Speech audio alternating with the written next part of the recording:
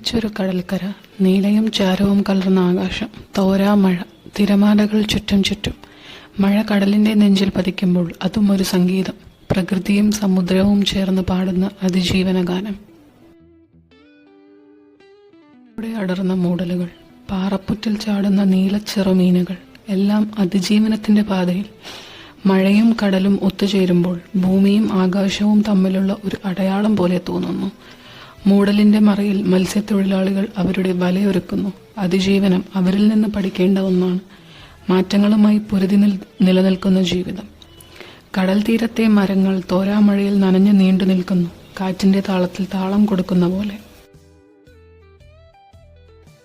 കാപ്പിക്കടയിൽ നിന്ന് ചൂടുള്ള ചായയുടെ മണമോ, അതിജീവിച്ച മനുഷ്യരിൽ നിന്ന് പുറത്തുവരുന്ന ഉളിയവിടങ്ങളോ, അതെല്ലാം മഴയോടൊപ്പം യാത്ര ചെയ്യുന്നു.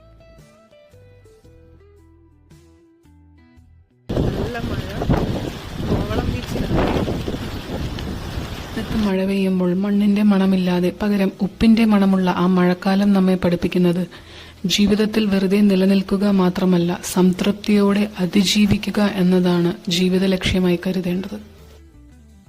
കഴിഞ്ഞ 2-3 മാസമായിട്ട് കോവളം ബീച്ചിൽ ഇതാണ് അവസ്ഥ. മഴ കാരണം കടൽ മേലോട്ട് കയറി, അതുകൊണ്ട് തന്നെ കയറ് കെട്ടി ഡേഞ്ചർ സൈൻ വെച്ചിട്ടുണ്ട്.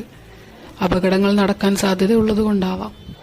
ഇനിയിപ്പോൾ അടുത്ത മാസത്തിലേക്ക് ഇവിടം തുറക്കുമെന്നാണ് ഇവിടെ ചോദിച്ചപ്പോൾ അറിയാൻ പറ്റിയത്. രീതിയിലെക്കാട്ടിലും തിരക്ക് വളരെയധികം കുറവായിരുന്നു. എന്നാലും ആളുകളുണ്ട്. പക്ഷേ മഴ ആയതുകൊണ്ട് ഫ്രീ ആയിട്ടങ്ങ് നടന്നു നീങ്ങാൻ പറ്റാത്ത സാഹചര്യമായതുകൊണ്ടാവാം എല്ലാവർക്കും പുറത്തോട്ടിറങ്ങാൻ ഒരു മടി.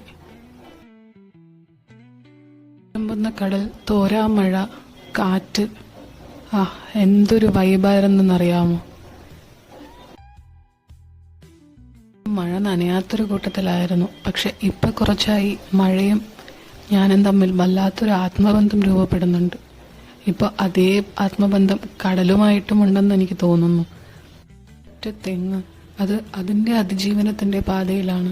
എല്ലാം നഷ്ടപ്പെടും, കടലിൽ കയറി കടലമ്മ എന്നെ കൊണ്ടുപോകുമെന്ന് അറിഞ്ഞിട്ട് പോലും അത് പൊരുതി നിൽക്കുകയാണ്. മറ്റവർ ലക്ഷ്യം വെച്ചായിരുന്നു നടന്നത്. പക്ഷേ അവിടെ മുകളിലോട്ട് കയറ്റി വിടുന്നില്ല എന്നറിഞ്ഞപ്പോൾ കുറച്ച് വിഷമമായെങ്കിലും ഇനിയൊരു വട്ടം വരാൻ